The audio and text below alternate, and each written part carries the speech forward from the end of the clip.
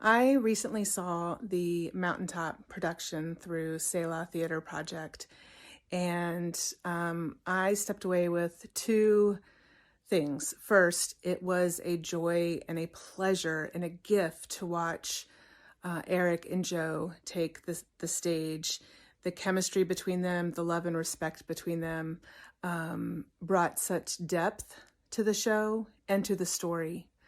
And secondly, the piece of the show that I have continually come back to is this idea that we all have a place in creating a just and equitable, loving and kind world. And I am not the change agent that Martin Luther King was, and certainly not the orator, but I am a mother and a neighbor and a community member.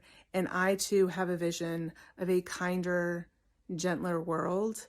And I feel empowered and powerful in my ability to create that. And that's from the Mountaintop. So thank you.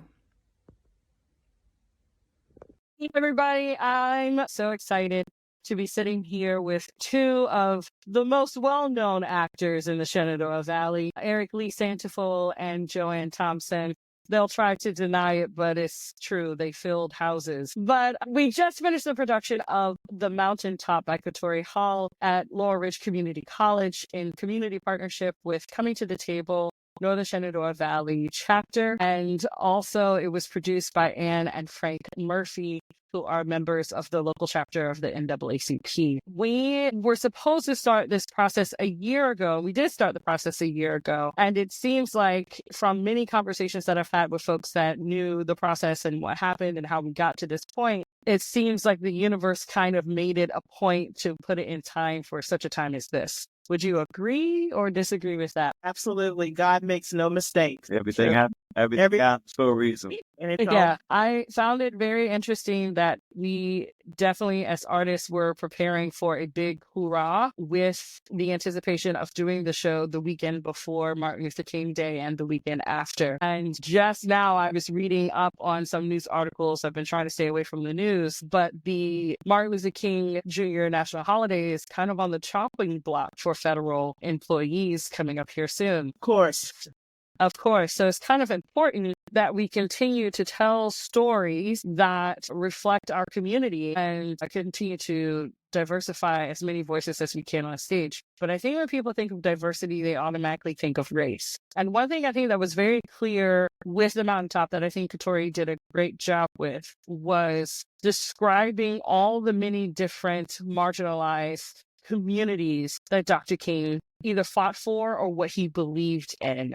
One place in particular I can think of where he says, we're all God's children, in reference to I call it the rainbow community. And then he also talked about fear. Fear is a commonality between all colors, no matter what shade, all communities, no matter what shade. That was his answer to Camay's question, what was one thing that we all had in common? And right. that was his answer. And that was just it. So my question to you guys, so Eric Lee, you played the Honorable Dr. Martin Luther King Jr., which I can't imagine taking on such a challenging role. I say challenging because it's a true and real person. Versus Joanne, you played Camay, who is this kind of rumored person. It is rumored that Dr. King did have a maid come out of his room the night before he was assassinated. So I would love to talk to you guys about the challenges of playing these characters, one fictional and one non-fictional, and also to establish that you guys are like the best of friends. So how difficult or not difficult was playing these characters together? Mine was probably easier than his, although I do know what it's like to play a real live person. In my case, that person was sitting in the audience when you and I did Bruce Tea Room. So I can imagine as to how he'll speak is how challenging that was. But for me, I got to have fun. I got to, because she was fictional. I got to have a whole lot of fun with Camay. I'm originally from the D.C. area, PG County, Maryland. Now, I drew a lot in Camay's speech. I drew a lot from, not that I spoke like, but I drew a lot from where I grew up and from what I was around in terms of how she expressed herself. And I was able to have fun with her and keep it light, but yet try to show elements of like there was something else on her mind throughout the process of this play, because in the beginning, she's just your ordinary old maid and just come to bring him a cup of coffee and a paper. And for those that saw the show or have seen the show, they found out that it was something completely different. And then there had to be a shift of sorts while still retaining some of the essence of Kamei. So I would venture to say that it was easier for me because she is fictional. So I think I got to play around with her a little bit more than maybe Eric did, with Dr. King. Yeah, I had a ball. She is one of the best characters, one of my favorite characters, if not my favorite character that I've ever played. That's saying a lot. I love the way she was written. I love the way that we were allowed to play with her. And, working with him because we have worked together on stage before and we kind of know each other's quirks and ins and outs. It was playing it against him and for the most part, serious Dr. King. It was great. And some of the stuff that she got to say, admittedly, I was a little nervous about. But it was so amazing to see and hear the audience reactions to things that I was concerned about that I thought might be taken one way, but were totally taken a different way, particularly the way she ends a particular speech in the show. And it actually drew applause. Yeah. From a mostly white audience. And that was it was so gratifying on so many levels. Dr. King, Eric. Wow. I mean, the usual thing I say, obviously, with the lack of reference material in an informal setting of Dr. King was a bit challenged. I like to research and dig deep into characters. So by a lot of this being an informal setting, that was a challenge to find resources to see how he would act, his body language, his tone. But outside of that, if I'm totally honest, and Joanne and I were talking about this the other day, when we were going around and I would just casually promote the show, I found myself on the defense. Like, yeah, I'm playing Dr. Martin Luther King. I know I have more of a Barack look. So if I'm honest, I kind of got really,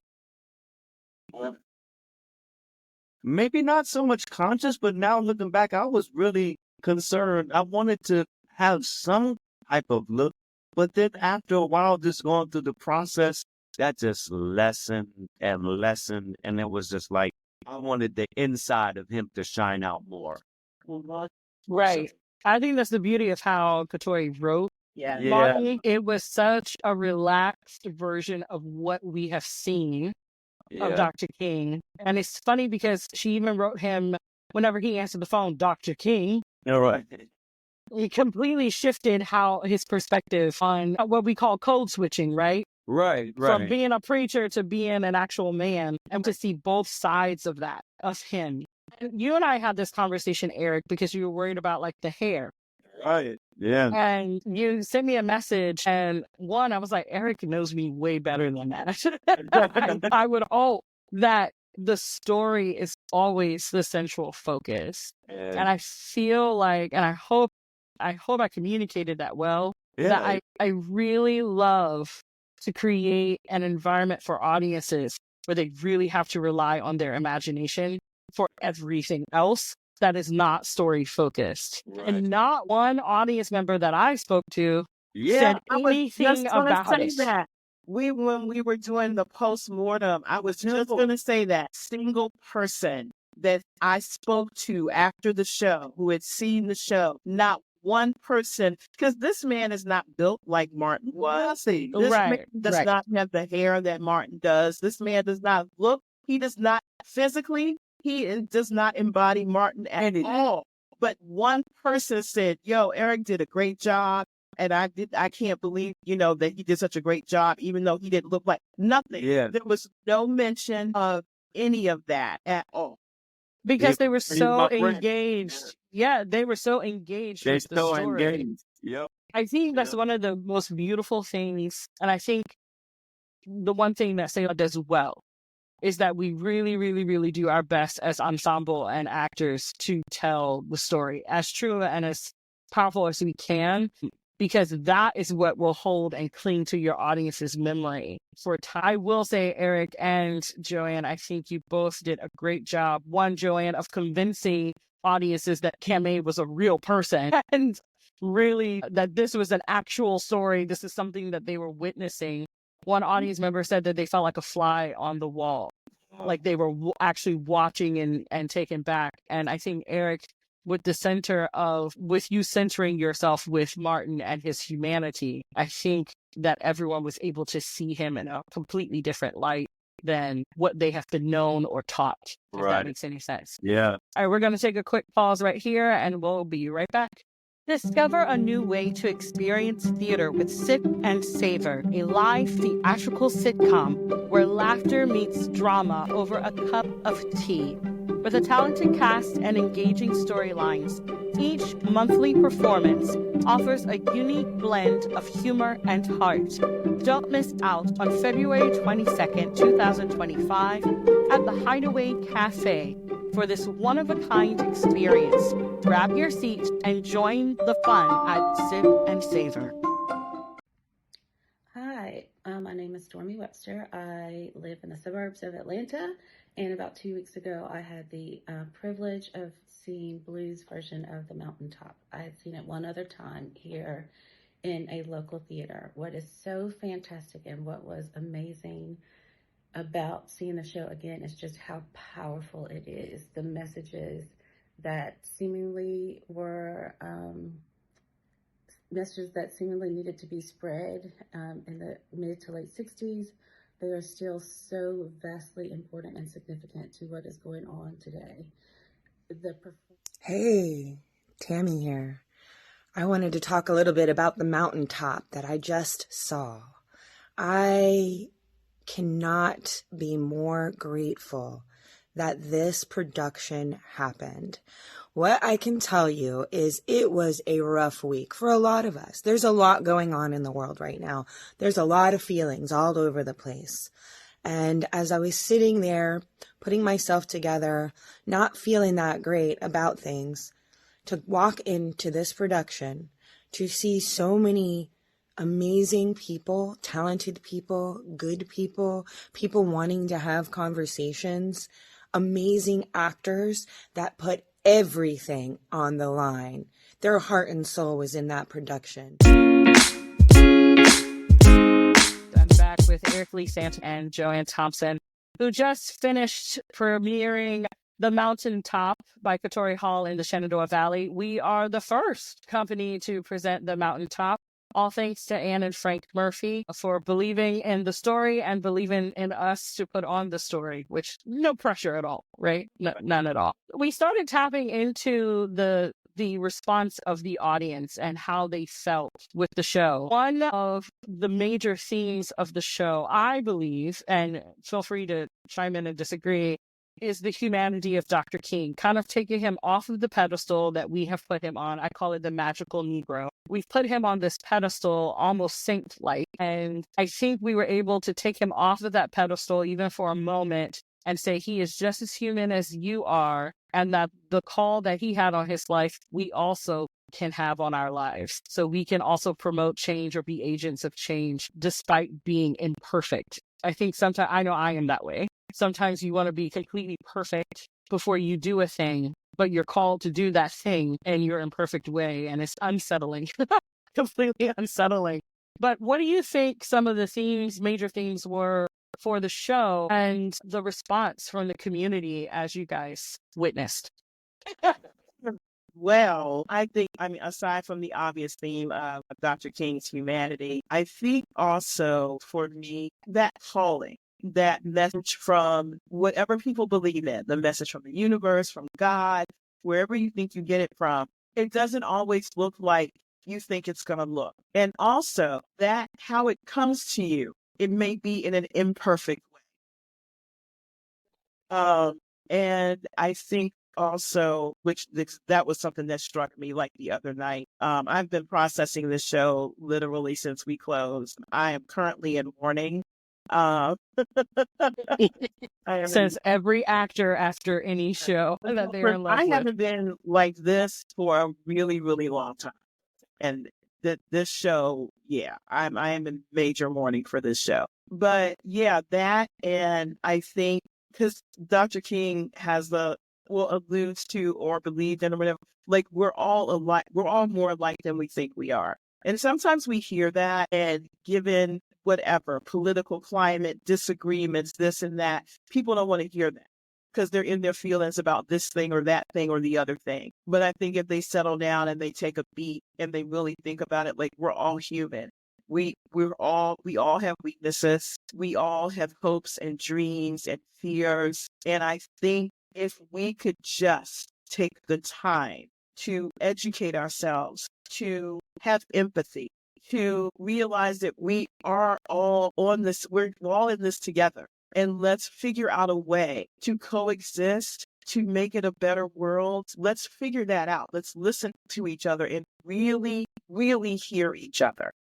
If we accepted each other's differences and celebrated them and listened and empathized and worked together for the more common good, I think we would be in a whole different state of being as a planet, as a country at this moment in time. In terms of the other component that you mentioned, audience reaction, I have been having so many conversations via text, via messenger, via voice clips, via all kinds of ways you can think of with people about how this show affected them and how much it made them think. There was a person that I knew who was sharing with me things about her father being incredibly racist and this, that, and the other, and a whole lot of things. And she was struggling to figure out what can she do to check her privilege.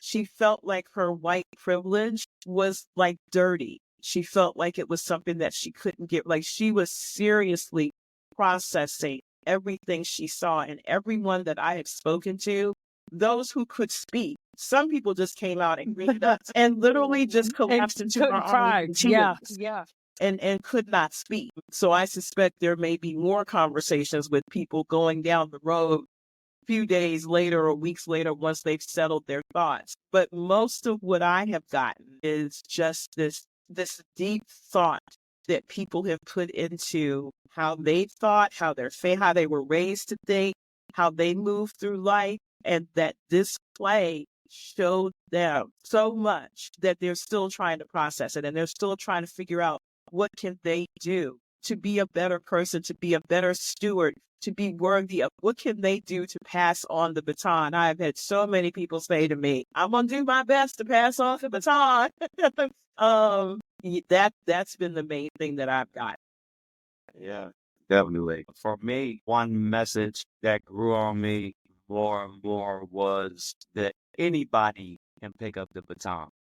Yeah. Like, I guess we tend to look for like a leader or some. I mean, and that's still good. We do need leadership, but it's like, it kind of told me like we're all little leaders, and anybody can. It doesn't have your contribution doesn't have to be. I guess kind of to piggyback how people are thinking like, well, what can I do? And they're probably thinking like monumental. It's like you can just do little things in your day-to-day life to make life better for others and people around you. So in that sense, like anybody can be the king if you want to look at it like that. Yeah. And that's the beauty of Katori's writing, is that I strongly feel like she made it clear that anybody can pick up the baton from where Dr. King left off. And a lot of the research that we all did and the conversations that we had collectively about the show, one of the things is that we all discovered that Dr. King was on a shift towards the end of his life. And so that was a shift that was becoming more about the destruction of the structures in place that continued to marginalize people. And so that kind of was out of what was acceptable in his own circle of people, let alone the government, right? Of what was acceptable for him to be a part of and participate. And in these times, first of all, I've never hugged so many audience members in all of my life. It came to the point where I just stood at the door after every show. And just literally with my arms open. Come on, bring it in. Bring it in. Come on in. And one of my friends, she actually came to see the show on Saturday, and she messaged me and said, yo, I'm so sorry for this, like, I love you, man, moment that we had at the end of the show. She's like, I do love you, but I felt so awkward afterwards. And I was like, no, like, literally, I was hugging people I've never met before. And that were asking for, like, can I hug you? And I'm like, come on. So I made sure I wore comfy clothes that people could just melt in. Right. So it was, I think the audience really felt a push with the show. Because at the end of the show is like your typical, it's two people on the stage and they're having this conversation back and forth. And the fourth wall is really, really up until the very end. And then Dr. King steps to the audience and he challenges them and gives them a charge. And so I think people were not expecting that. No. At all. Where's this going? Yeah. And it was a great punch in the gut, I think, for a lot of audience members. A lot of people ask me too, what do I do? What do I do? What do I do? And I was like, I don't have an answer for you. Yeah. We're the artist. Yeah. Our job is to create the environment to ask all the questions. Yeah. Right? But it's really up to you as a community how to carry on from that point. We don't have the answer for you. Now, they were struggling with internal things like, am I doing my part? And I told one person, it's like, you know what? The fact that your children are as empathetic and as wonderful and open-minded as they are, you've passed on that baton. On your part. And the fact that you're asking the questions and doing the self-reflection, you're passing on your way to passing the baton. The fact of the matter is, because of the shift that he was taking, his assassination was going to, when we first embarked on this journey, like over a year ago, we were really, and then knowing that it was going to happen in 2025, we were all really hoping for kind of that it would be more of a, not only a learning experience, but a celebratory situation. A celebratory kumbaya. Yes, but it was not that. So it became instead way more of a teaching moment than we ever anticipated. And I think going back to what we've all said, like everything happens for a reason in its own time, exactly when it's supposed to. This came along, we did this exactly when it needed to be done. So I think conclusively, we probably could say the journalist who wrote our article for the Winchester Star asked us a poignant question, I thought, which was, what is your hope for this show? We each expressed different hopes. So I would say, yes, my hope was fulfilled. Absolutely. Cool. We'll be right back after this. At Selah Theater, we strive to meet our patrons where they are on and off stage. We have a wonderful Art Reach program where we bring the arts to you and your local business or local community. For the month of March, we will be in 2 locations, the Cider House on March 19th for Shamrocks and Murder. Join us for a thrilling experience with Shamrocks and Murder, a gripping mystery that will keep you on the edge of your seat. Help us unravel the secrets and enjoy a night full of suspense and intrigue at the Cider House on March 10th. Our second March event will be at Stone Branch Center for the Arts on March 28th through the 30th. We are presenting A Scandal in Bodgerton. Immerse yourself in a drama of A Scandal in Bodgerton. Discover scandalous secrets and captivating twists in this riveting tale of deception and intrigue. Don't miss out on March 28th through the 30th at Stone Branch Center for the Arts. You can find out more about all of our special events at selahtheatreproject.org/special events. I wanted to take a moment to thank Blue and Selah Theatre Project for putting on the thought-provoking and beautiful The Mountaintop this past week. It was such a transformative production. I was so impressed with the thoughtfulness that went into it, the fearlessness that went into it, and the care and consideration you had for your audience in hosting a talk back to process all of the intense emotions that arose from watching it as well. I have been to many Selah Theatre productions, and this may be one of my absolute favorites. Bravo.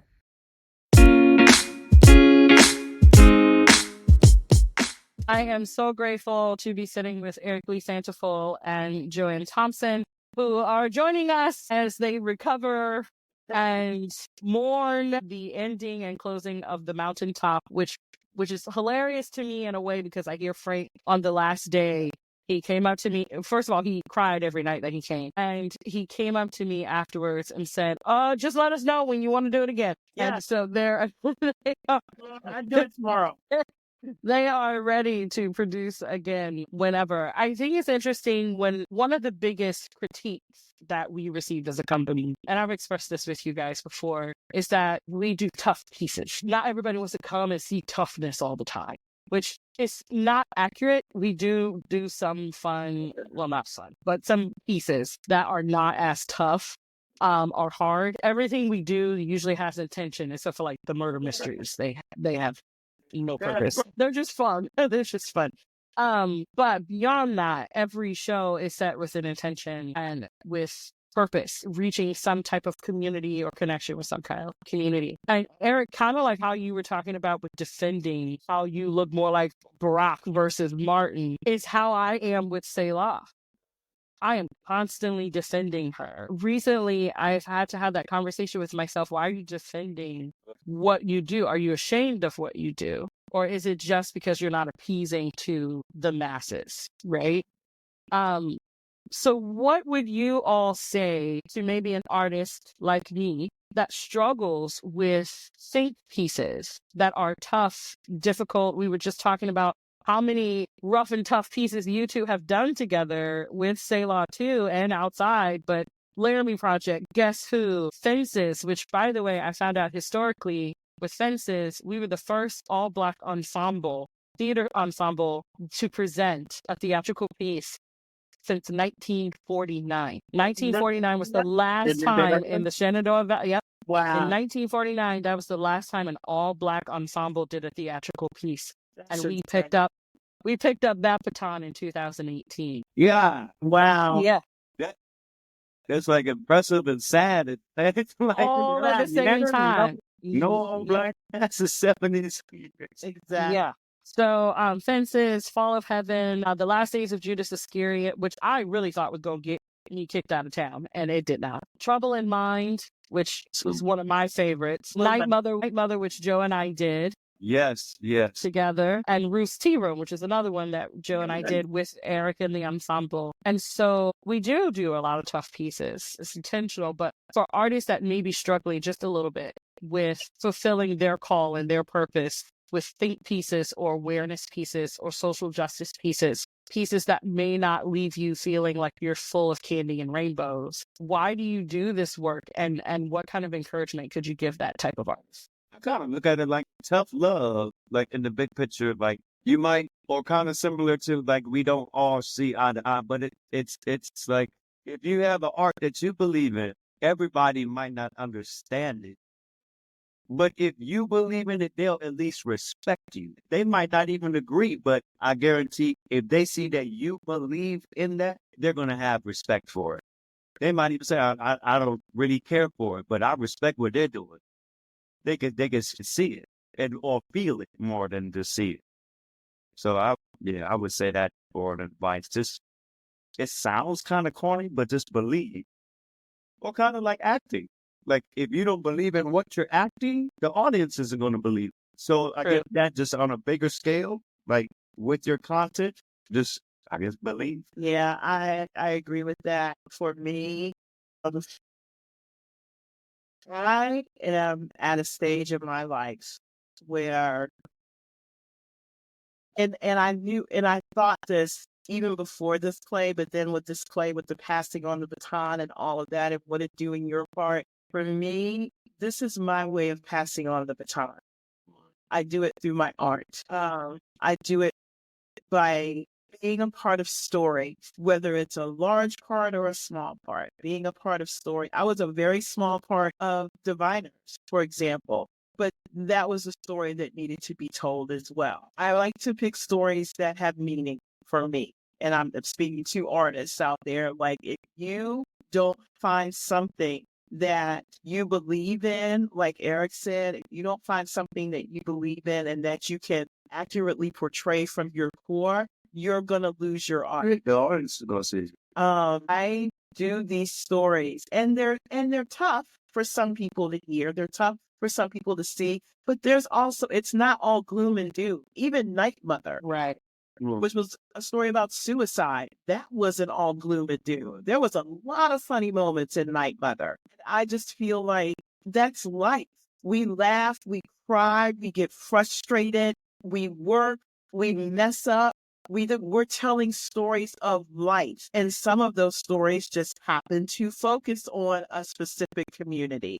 You know, we have been fortunate enough to represent the Black community, I think, in a very positive way. We have been able to represent the Black community as people, which is what we are. Right. And we have the same struggles and the same joys and as the same everything as an Asian person or a Hispanic person or a white person or a Native American. We're people, and we tell these stories because we believe in these stories, and we hope that they touch people the way that this one has touched all of us and the audiences that were fortunate enough to see this story. And I say fortunate, not because we were in it, not because you directed it. When we all went to go see this story, we were so moved. Like, I like to do theater and see theater that moves me. And yeah, I'll go see other stuff to support a friend here and there. But ultimately, I needed to talk to me. I needed to move me in some way.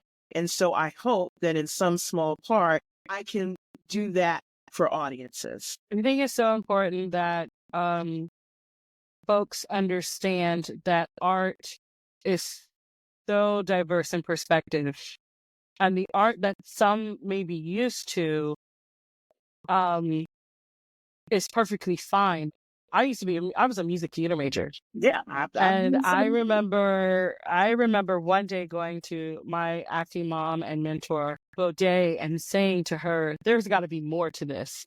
I don't know if I can do this for the rest of my life. And there's nothing wrong with musical theater. It was before this turn of when Next to Normal came out, that was refreshing for me. Works like that speak to the human experience. Yeah. And I get that theater and art sometimes is to take us out of that world so that to escape. And I think that has this rhyme and reason and purpose. But man, do I love watching and witnessing, just like you said, when we went to go see Mountaintop, we didn't want to leave the parking lot. Yeah. Like we were like, we had to process every single thing that we witnessed and that we saw. And I love when our audiences leave doing that, wanting to talk and have those conversations about what they've witnessed and what they've seen. And it is refreshing, and I think it's a kind of a love letter to the art form. I definitely think both of you did very well to write that love letter to the form of theater, to Dr. King, and to wonderful spirits like Kame. Because there are people in this world who definitely remind me of Kame. And what most people would call spirit animals, right? So I feel like Kame is just definitely the spirit of so many people. And I appreciate that we finally got to tell this story. I think what I appreciate even more is the audiences and how they received the story. Yes. That they didn't just walk out like, well, that was a delightful evening. Right. And they walked out with some kind of either pep in their step of, oh, I got work to do, or like, I need to mourn all that I've known Right. and figure out what I need to do at Right. this point. Thank you so much for doing this with me. Thank I you. appreciate Thank you. you for allowing us the space to do it. And thank you to Frank and Ann. Oh my God. Thank you. Thank you to coming to the table. Thank you to our amazing crew Yes. and production manager, Amy and Ollie. My God. And Will for all the building and to Eric for his contributions behind the scenes as well as in front of the scenes.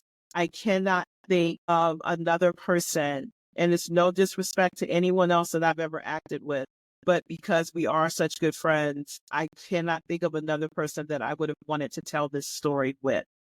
And I would do it again in a New York minute. Oh, In a New York minute. And there aren't many plays that I've done that I would go back to and do again, but this is definitely one of them. I would do it. We could do it I would do it every year. I would do it whenever.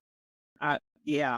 So, and thank you to all of the audiences who took time out of their lives to come and see this and to take it for what it was. And we are so appreciative of you all. So appreciative. Thank you all. So grateful. Thank you, Eric, and thank you, Joe. Keep resting. Keep recovering, and we will see We have nothing everyone. else to do now. Well, you're always welcome to come and play. We're two little theater orphans. You're the new theater orphans. But thank you both again. Appreciate you. Take care.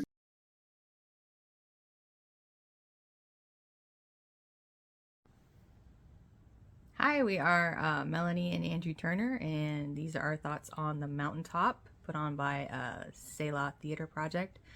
I think what I really loved most about it was that he brought out the human side of Dr. King.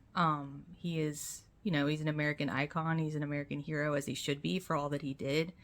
But I think we have a tendency to forget that our heroes are human. And this really brought out that part of him, getting to see, that he definitely wasn't a perfect person, a perfect human being. And I also very much liked that the angel who was there to guide him, Kame, was also not perfect. She had also lived a human life and was thought to be perfect to lead him to the other side when it was his time. So it was amazing and powerful to see him in that instance as a human being. Absolutely. I knew the basics of what happened with Mr. King, but I didn't know everything like a lot of people.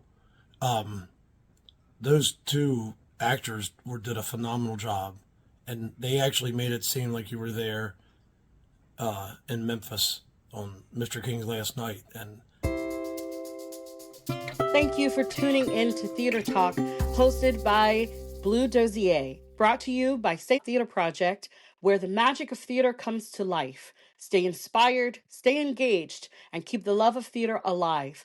Join us next week for more insightful episodes, and remember, the stage awaits you.